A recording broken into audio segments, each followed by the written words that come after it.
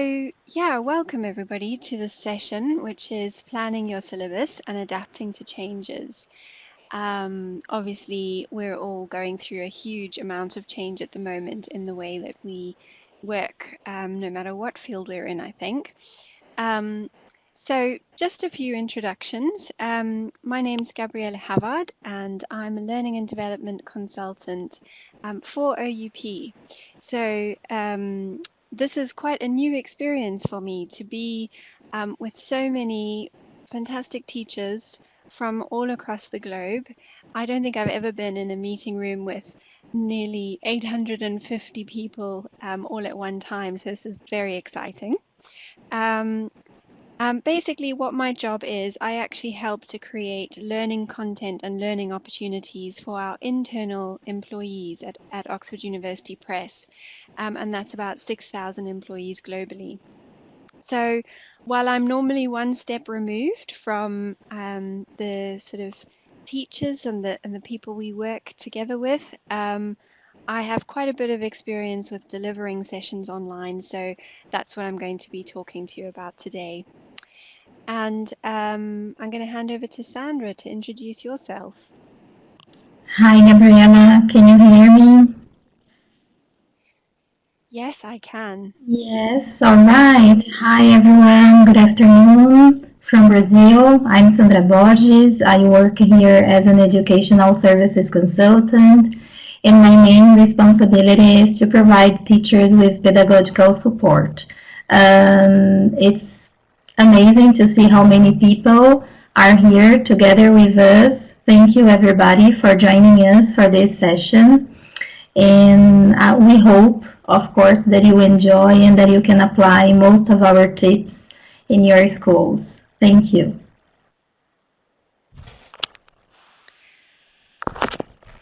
Great.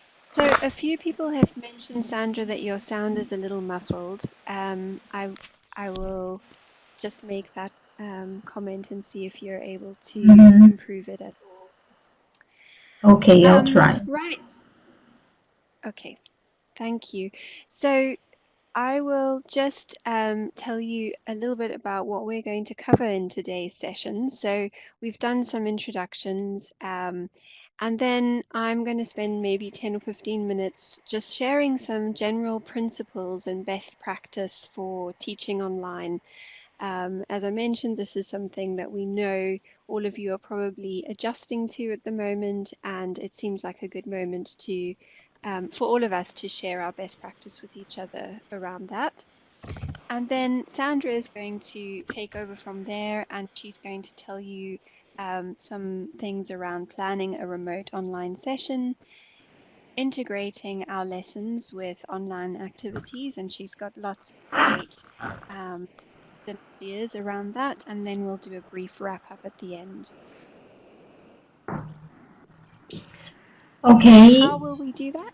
yes, let's see if you can hear me better now, people. So, we are going to deliver this session through sharing ideas with you. No? Yes? All right.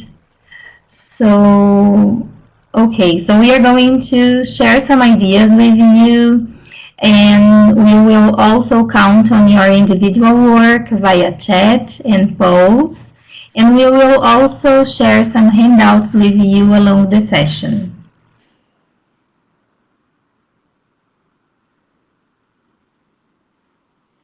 Excellent.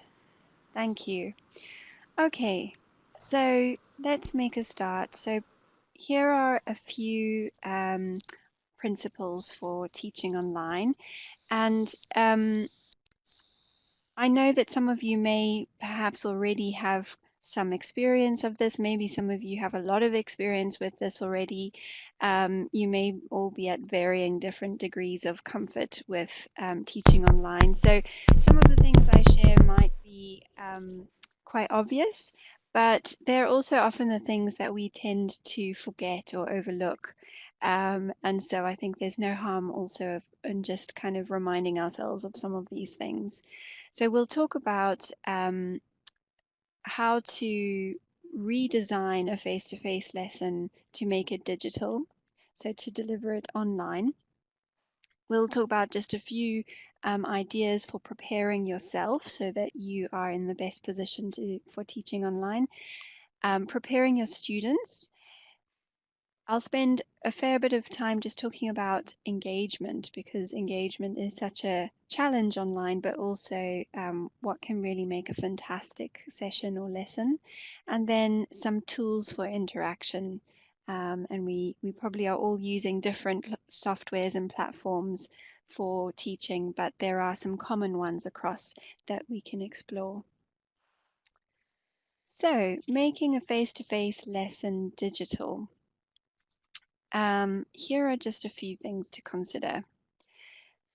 So, number one top tip is reduce. And I guess this is probably an obvious one, but when you have a lot of time face to face, it's very tempting to try and squeeze all of that into the online session. But prioritization is really key, I think. And obviously, students' concentration will be lower online than it is face to face. And normally, in sort of the world of corporate learning and development, we would say that the longest online session that you can run without a break is 90 minutes in length.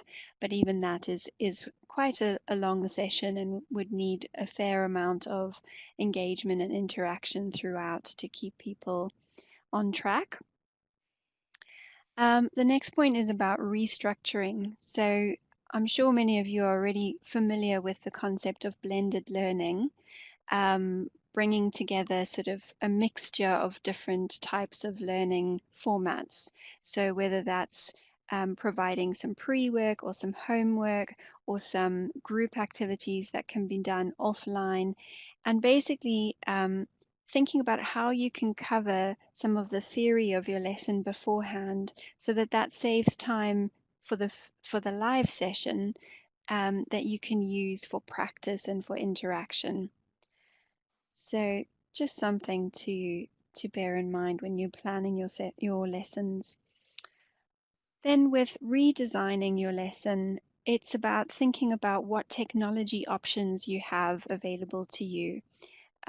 So this is about really making sure you're designing the lesson for maximum engagement. Maybe in a face-to-face lesson, you might have got people into small groups to have small group discussions. So then it's thinking about, okay, can I use breakout rooms, if your software allows, to create the same kind of experience, and using maybe whiteboards to mimic using a physical whiteboard or a physical flip chart. Another thing that you can do is using polls so that you can ask questions, maybe to check students' confidence levels at the start and at the end of your lesson. And I'm going to talk more about those different tools a few slides on. And then the last point is about rehearsing.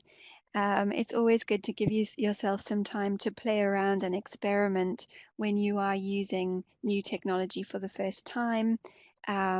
Just experimenting with the various tools that you have available to you. And you can also schedule a kind of play session with your students ahead of the lesson, especially if it's the first time you're doing an online lesson, just to help them get familiar with the technology and iron out any issues that you might have um, ahead of the lesson.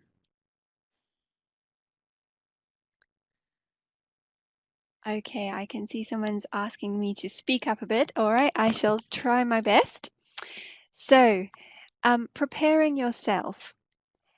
Again, these are quite simple, basic thoughts, but just things to bear in mind to give the best online experience.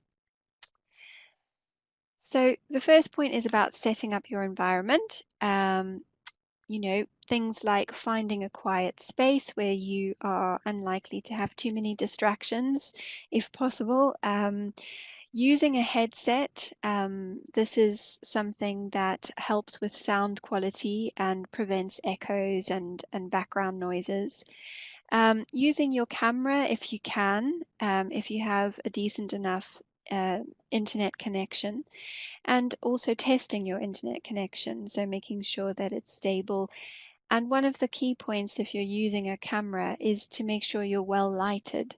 So the ideal scenario is to position yourself in front of a window so that you have the light falling on your face, rather than perhaps your face in the dark, as sometimes you get all kinds of shadows that prevent people from being able to see your facial expressions. Um, Kind of obvious again, but checking technology, and this things like maybe restarting your computer on a daily basis, as that tends to clear out some of the issues that can crop up. Practicing your session the first time you're using the new platform, and if you can, thinking about maybe nominating somebody to support you with any technical issues. So almost having like a technical buddy who can help people if they have any troubleshooting issues. And that frees you up to be able to focus on your lesson. Obviously, prepping your activities ahead of the session. So if you are going to use polls or whiteboards or breakout rooms, then making sure that's set up beforehand. Arriving early to the session. Again, very simple idea, but this means that you can greet people as they arrive into the room, as you normally would in a face-to-face environment. And you can also do a bit of sound checking with those people. So saying hello, asking them to unmute their microphones and test their sound to make sure you can hear each other. And then having your student list to hand just so that you can see clearly who's there, who's missing, and also help you to remember names. So with preparing your students, sending out some joining instructions of some kind can be really helpful. So obviously you'll need to share the classroom link, but along with the classroom link, it can be helpful to let them know ahead of the class any technical requirements, for example, using a headset, if they can, or a particular browser.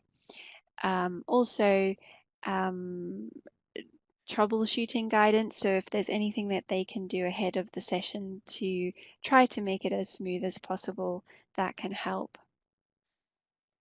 As I mentioned before, doing a practice session can be helpful if it's the first time you're all meeting online. So maybe scheduling 20 to 30 minutes where you all log on together. You can explain the functionality to the students and help each other troubleshoot any issues and check internet connection and things like that. That just avoids you having to do it at the start of a lesson when you might be short on time. And then there's this idea of netiquette, which is sort of the online version of etiquette. And it just means expectations and kind of ground rules for interacting online. So you can do this at the start of your first class, or you can also share it in a document and just explain the expectations for your online lessons. So encouraging students to try and find a quiet learning space where they're going to be free from distractions. You can decide whether or not you're going to use cameras as a kind of standard practice. And if you are going to use cameras, then maybe talking about things like is it okay to have stuff going on in the background? Um, Making sure people dress properly. Sometimes these things can slip when you're doing online stuff. And also making sure that participants mute their microphones when they're not speaking as well. So I think maintaining engagement is probably the most important thing to bear in mind when you are planning an online lesson. And I'm just going to talk through a few basic best practice principles for this. So already touched on this, but talking about rules of engagement at the start. This is kind of like your ground rules. You might want to talk about putting, asking students to put their phones on silent, and just encouraging them not to get distracted during the session. muting their microphones when they're not speaking, and not using the keyboard when they're unmuted, things like that. Um, Using your camera and speaking to the camera. So obviously when you can see somebody's face, it's much more engaging. It brings the whole thing to life. Unfortunately, we're not able to do that right now with each other. But if we could see each other's faces, it would really bridge the gap, and the distance between us. And if you are going to use your camera, one thing to bear in mind is that the webcam of your laptop or your computer is usually above your screen. And so it's just making sure that you speak to the camera. So making sure that you are sort of at eye level with your camera rather than looking down at your notes or at the screen. Avoiding dead air and awkward silences. I don't know how this plays out in classroom situations, but I know, when I'm delivering online, um, it's really important as a facilitator that I keep talking during the session, even if I'm just saying, okay, now I'm going to upload some slides, or now I'm going to read through the comments in the chat box, and actually reading out the comments out loud. Just because if there's too much long silences, then it's just very easy for people to get distracted.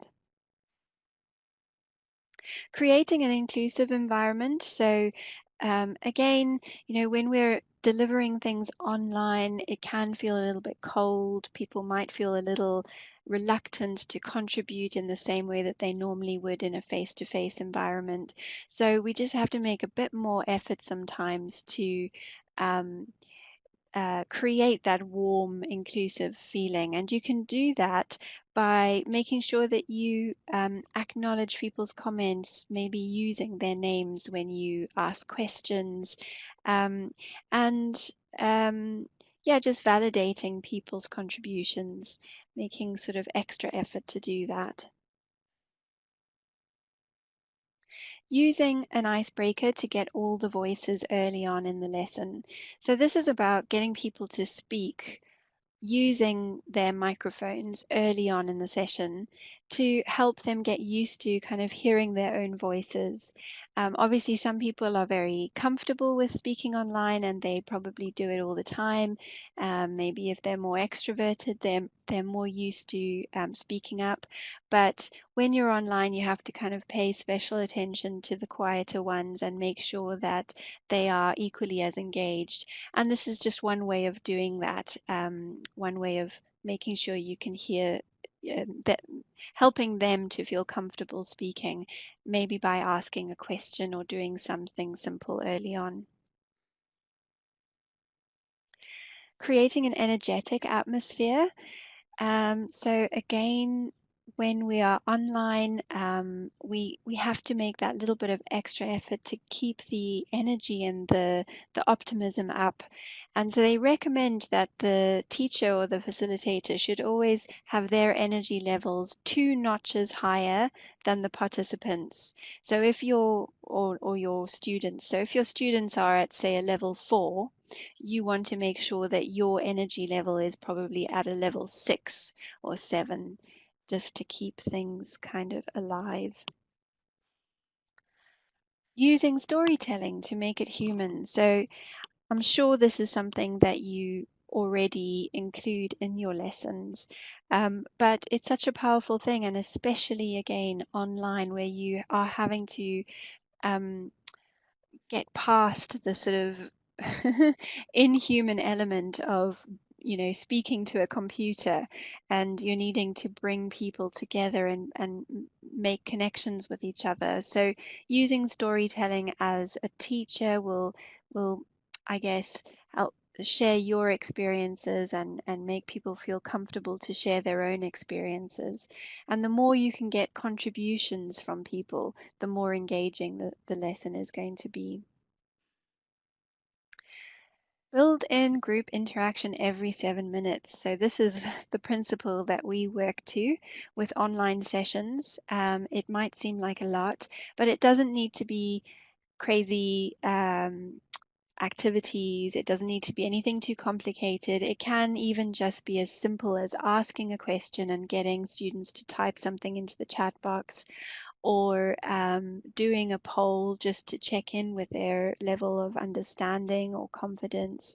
Anything that brings that interactivity through. And I know Sandra's going to talk about that in a moment.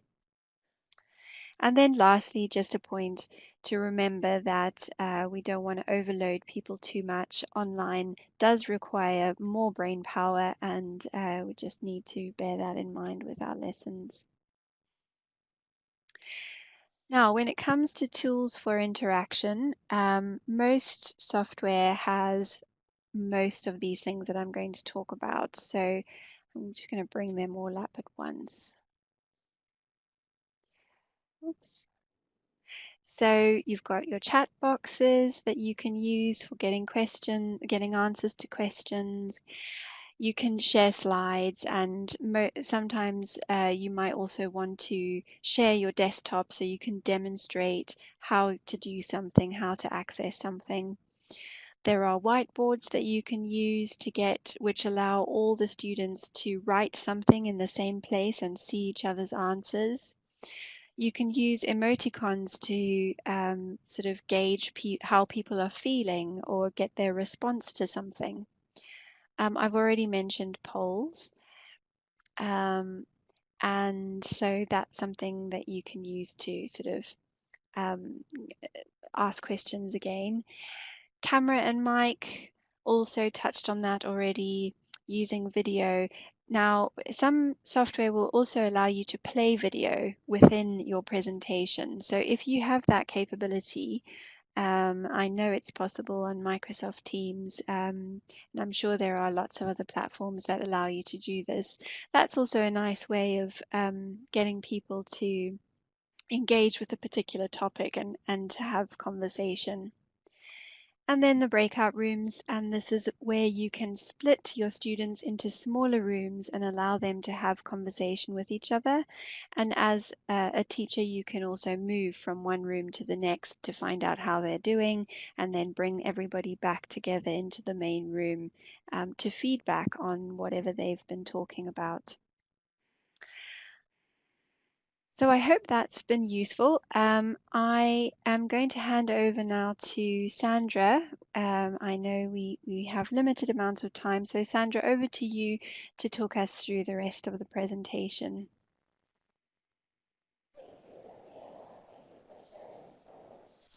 Important information with us. I'm sure we'll consider all of these principles before going online again. Sandra, I'm not sure if you're speaking. I'm struggling to hear you. Now, yeah, can you hear me? Better. Thank you. Better? Okay, yeah. All right, so I was thanking Gabriella for sharing such important information with us. I'm sure we'll consider all of these principles before going online again. And now I'd like to invite you all to join me here thinking about how to plan an online session. Okay, actually a remote online lesson. And the first question we may ask ourselves is this one: synchronous or asynchronous classes? Thinking about how we are going to deliver our classes and activities to our students is something really important. So, I personally think that we shouldn't consider only one of these possibilities. I believe we can choose the best interaction according to our students' profiles and our class goals. Okay, can everybody hear me well now? I'm just concerned with that. Yes? All right, thank you. Thank you so much.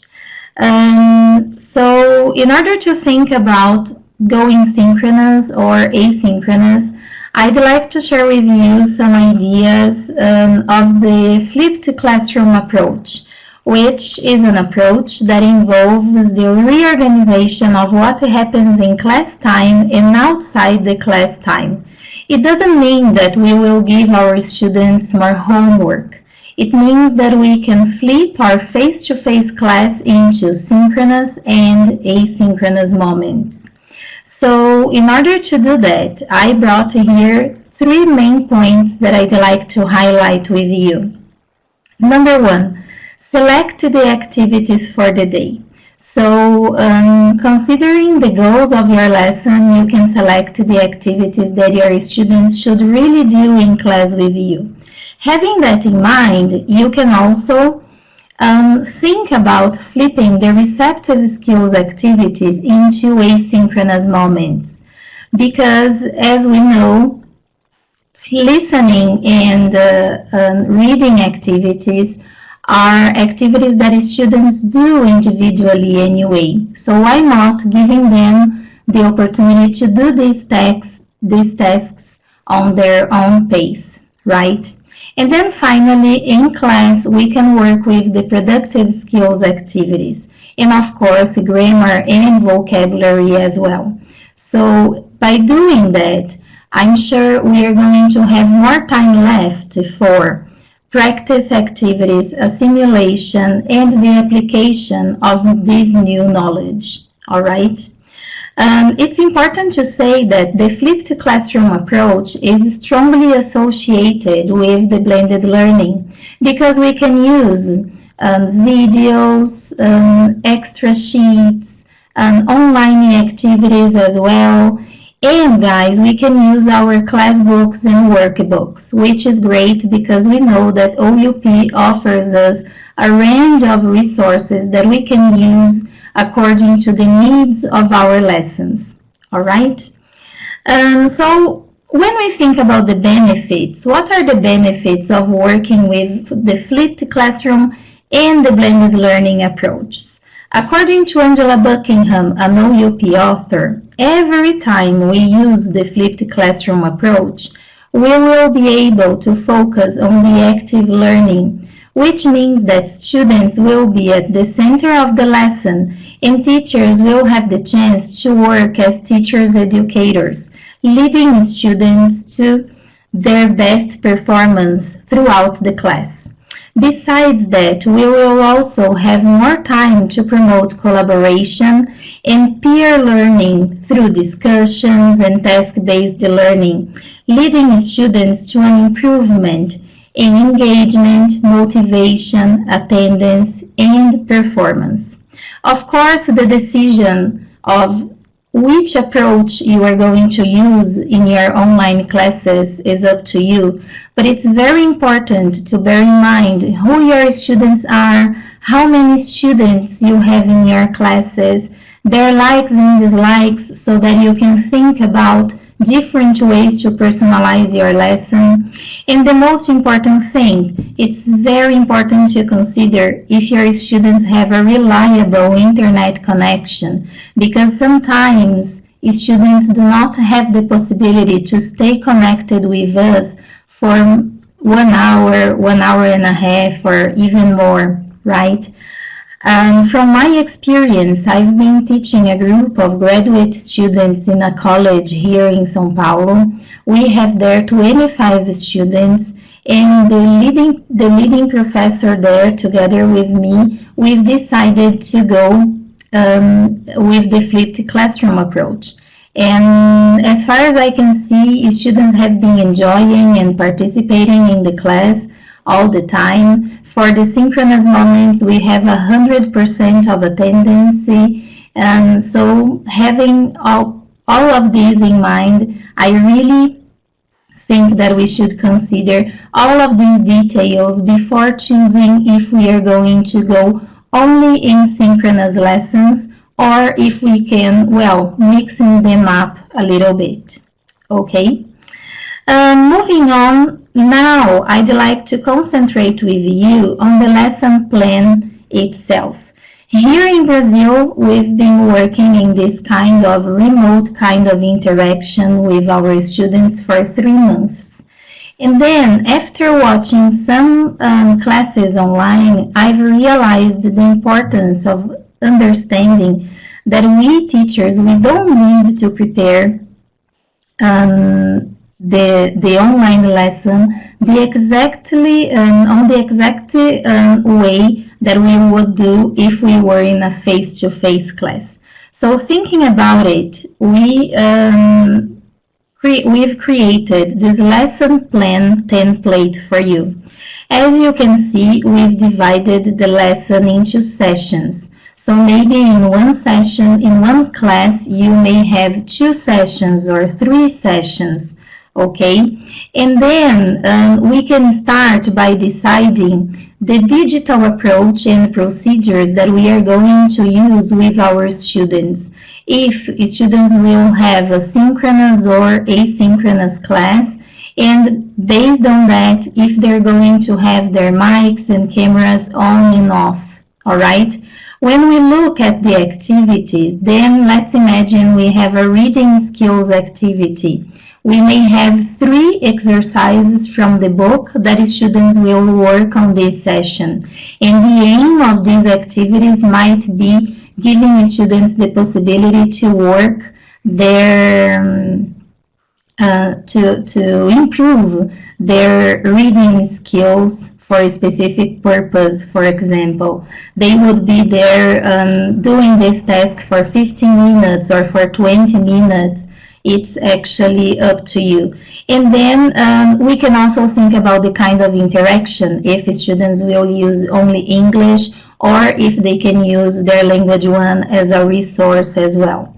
As you can see here, we've also thought about reminding you of possible problems and possible solutions, the materials you're going to use, and which kind of students engagement you are going to use. So, for example, are you going to prepare some online activities for your students? If so, how are you going to share these online activities with your students, right? Thinking about differentiation is something very important too. We know that we have lots, especially teachers with large groups, they're going to have students with different abilities in class, which is normal. So it's important to consider differentiation when we are preparing our lessons as well. And then the homework, of course, the self-study based on the workbook activities and some extension activities that you want to work with your students.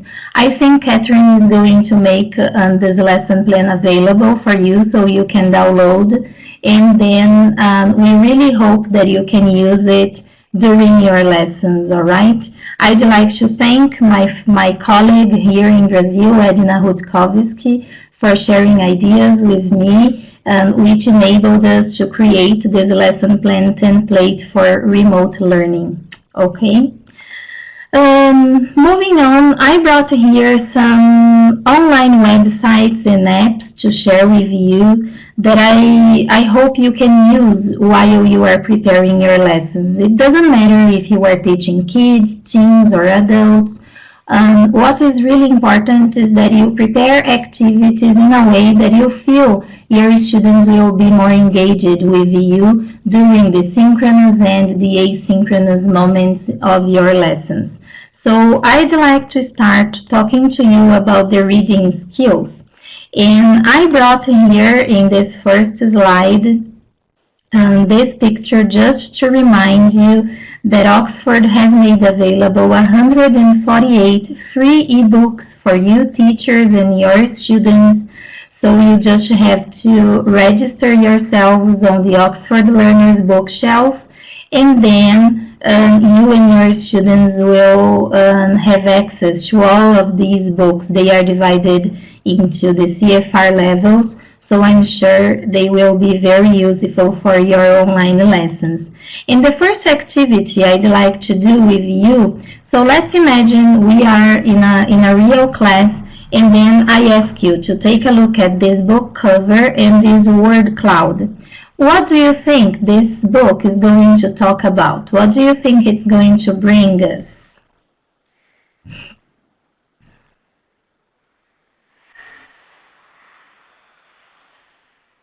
Hope, peace, dreams. Yes, happiness and wise tales, exactly. different stories. Thank you. Thank you for your contributions. So in a real class, students would do exactly what you are doing right now. They would share with us their ideas. And then after that, of course, you can tell them that this book specifically brings lots of important lessons about life, and it also shares with us different experiences from people in different parts of the world. So that's an activity that you can do before you start working with the book. And then, of course, students would be more willing to engage with this material and read the stories. Okay? You can do the activity exactly like I did, or you can also use this website, mentimeter.com. You can register yourselves there for free. And then the website offers us lots of different tasks that we can prepare for our students. One of the activities is the word cloud itself. So when you prepare the activity, you can select, for example, oh, my students can include three new words, and then we can start building this word cloud together. Okay, and after you have the activity ready for your students, you can share this activity via link, QR code, or a digit code that the website provides you. It's amazing. Students love it. Teachers who know it love it as well. Another possibility for you, if you like working with word clouds just like I do, you can also visit one of these websites, and there you will be able to create not only word clouds for your students, but also word clouds in different formats, hearts, numbers, animals, and so on. Okay, so you can have amazing and very interesting brainstorming with your students, which again, as I told you before, will allow your students to engage with the activities much more. For this one, I'd like to thank Gustavo Gonzalez, who is here watching us. Gustavo has been my tutor in many Oxford Teachers Academy, and he also talks about the word clouds, and they are great. Okay. Another suggestion to work with reading skills, guys, is creating QR codes. Okay, so I am sharing here with you two websites that you can use for that. If you have a QR code in your cell phones, you can try reading the message that I included in this one. It's important to say that if you have an iPhone, you just open your camera and it reads it automatically. And if you have an Android cell phone, then you should only download an app for that. Okay. In this case, I uploaded a picture in this QR code. So in a real lesson, I would ask my students to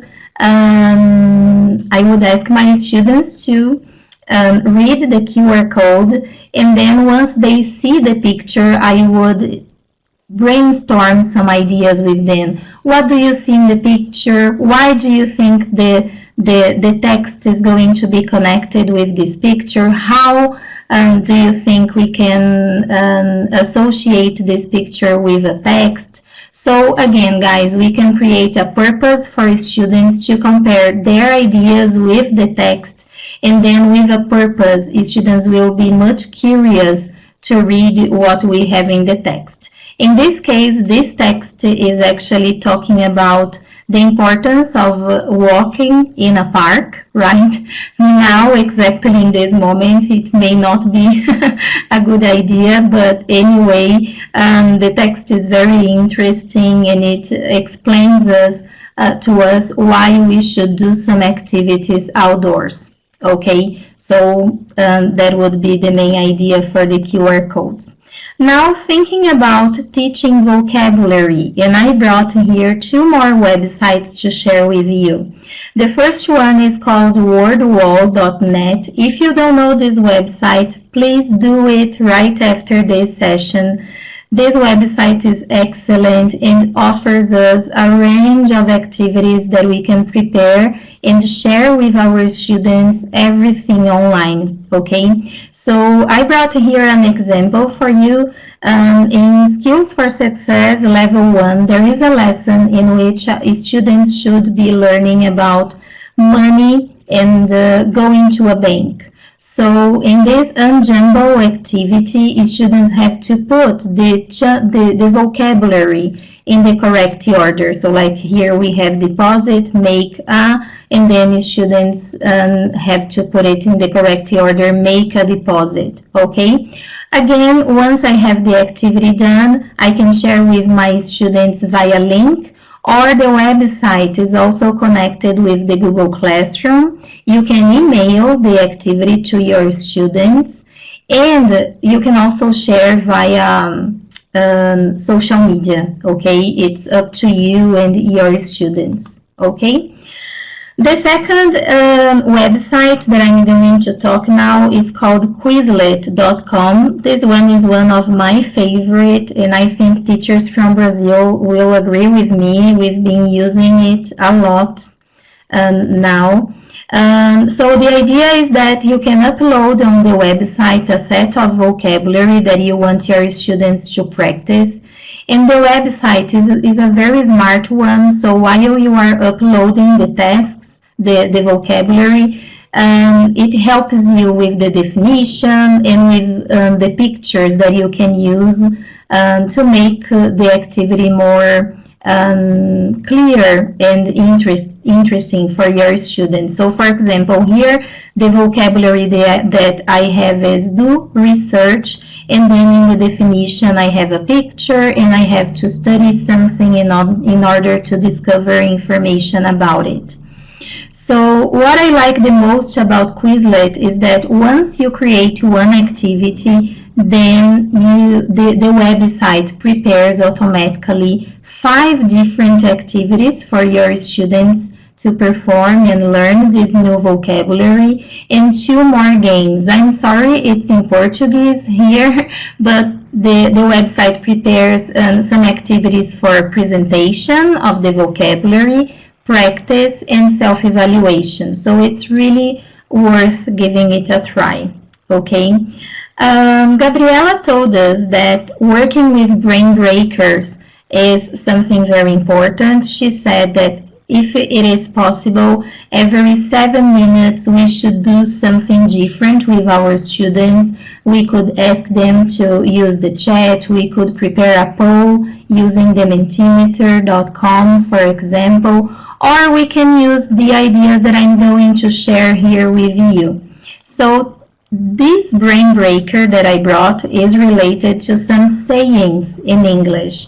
So when you see these words here, history, history, history, what comes to your mind? Yes, no, it's not a map, okay, guys? For the brain breakers, I'm going to share with you some handouts, okay, that you can download, and then you can select the ones you like the most to use with your students. So perfect. History repeats itself. Amazing. And the second one, what do you think? Read between the lines. Excellent. Okay. So it's a very good brain breaker, and we are still working with the language. We are still teaching something new to our students. After that, we can go back to our lesson, right? Another idea for the brain breakers is using emojis, the emoticons that Gabriella has also mentioned here. So the ones that I brought here, they are related to movies. So which one do you think is the movie that we have for this first line here? Harry Potter. Oh my God, you're so fast. And the second one?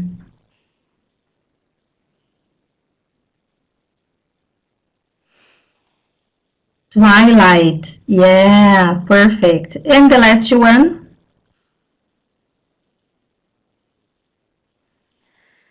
Perfect, Forrest Gump. So on this website, teachers, you can create your own emojis stories, right?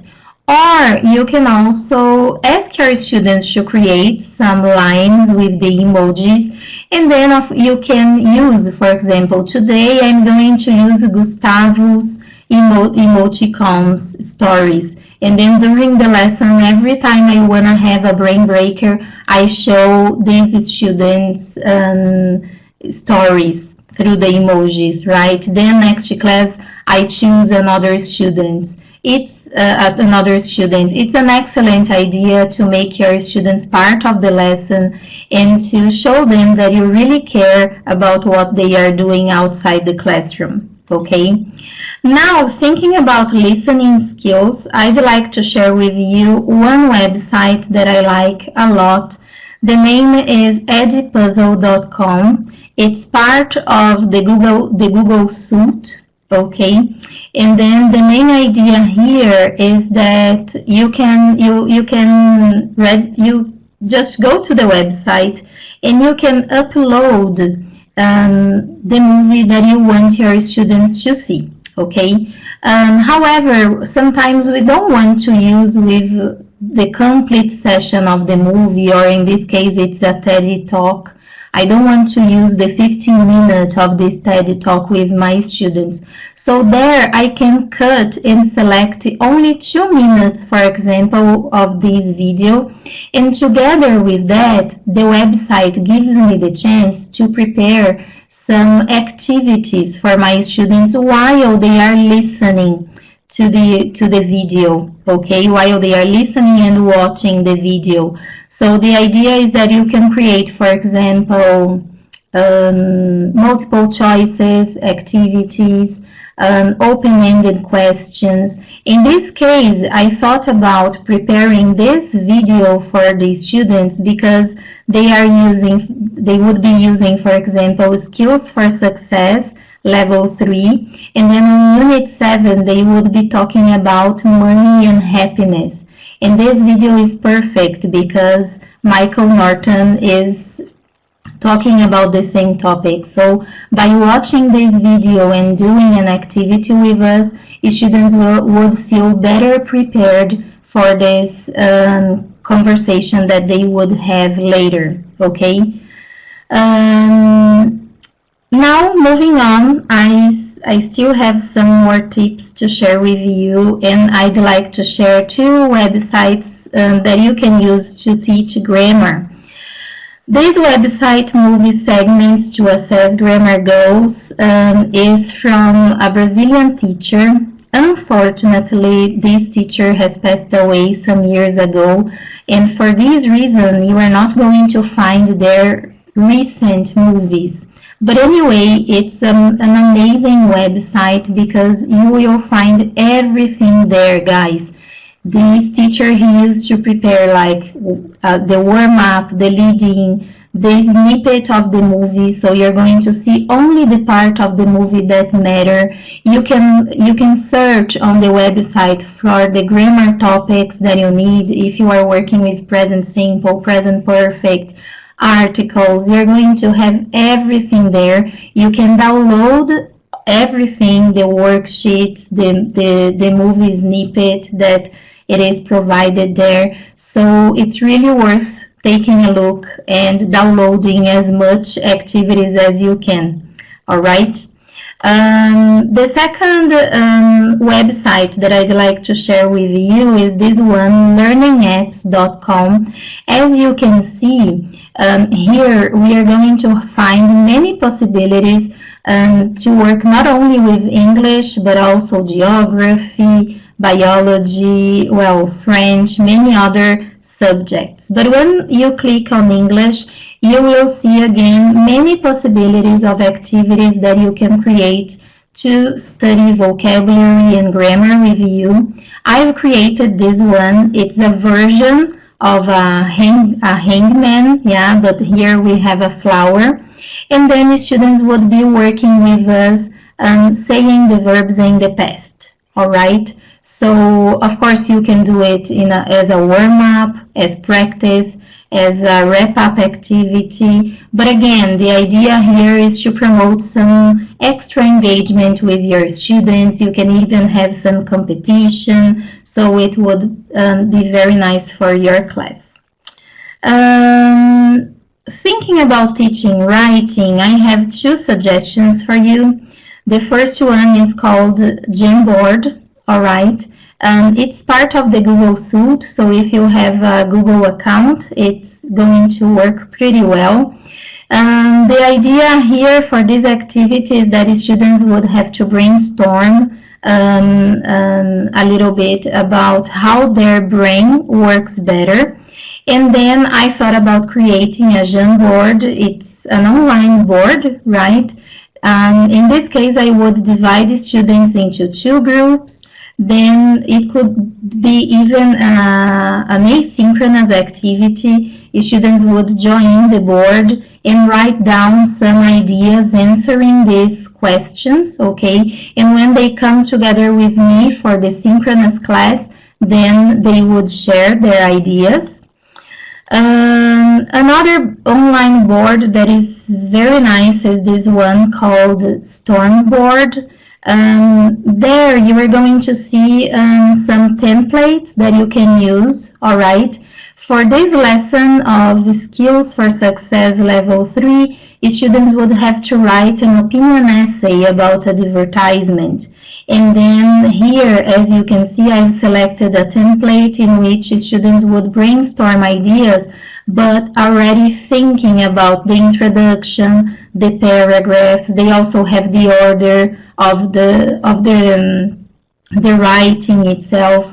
So it would help students a lot on organizing their ideas for the writing. So when they really go and start writing, they will already have some ideas. Okay, as you can see, and I talked about the group that I've been teaching here in São Paulo. We were studying indigenous and bilingual education here in Brazil, and then I divided my board into 3 sessions. So in the first session, I gave them the instructions. In the second session, I gave them some resources because they were supposed to do some research. And in the third section of the board, students were supposed to write down their opinions. It was an activity in which they worked collaboratively in groups of 5 students, and it was an asynchronous activity. So when they connected and joined me for the synchronous moment, then they were better prepared to share ideas and show us what they were doing, okay? So people, I think I'm going to skip this part. Is that okay? But you are going to receive all of the slides and the handouts, okay? I only had like here for the speaking, I would share with you this website called Will Decide, where you can create a wheel, yeah, with questions, and then your students would be able to answer the questions according to the wheel. 2 websites, actually Spreaker is an app and Vocaroo is a website. So you can use them to ask your students to record, all right, some podcasts for you. These 2 platforms, they are very easy to use, and the students could record their voices saying something and sharing something with you. You can even use it as an evaluation moment, okay? And finally, I'd like to share with you this list of apps that you can use, okay? You don't have to use all of these websites and apps at once. The idea here was to share with you many ideas and possibilities, and then while you are teaching, you can try one and then another one, and you check which ones are the best ones for your students, okay? So in the handouts, there is also one file in which you are going to find a list of these apps, okay? And then on this note, I'd like to end up this session just reminding you of our main goals. So Gabriella talked about the principles for teaching online, to set a good and professional atmosphere before and while you deliver a lesson. I talked about planning a remote online lesson to have clear goals for your lessons. And then finally, I talked about how to integrate our lessons with online activities to check what websites and apps you can use in order to make your class dynamic and interactive. And I couldn't finish this talk without sharing with you one more suggestion, an exit ticket to finish your lessons. So if you could please share with us some of your ideas completing some of these sentences, that would be great. So what you learned about new websites and apps. All right, okay. Yeah, so try to use exit tickets after your lessons. The students will also have a clear idea of what they've learned with you. And then finally, I'd like to quote Maya Angelou, who said, I've learned that people will forget what you said, people will forget what you did, but people will never forget how you made them feel. So try to make your students feel good, feel this good atmosphere exactly the same way I could feel from you today, because when students feel that they are learning and that we are caring for them, they certainly learn much, much more. All right? So now I'm going to check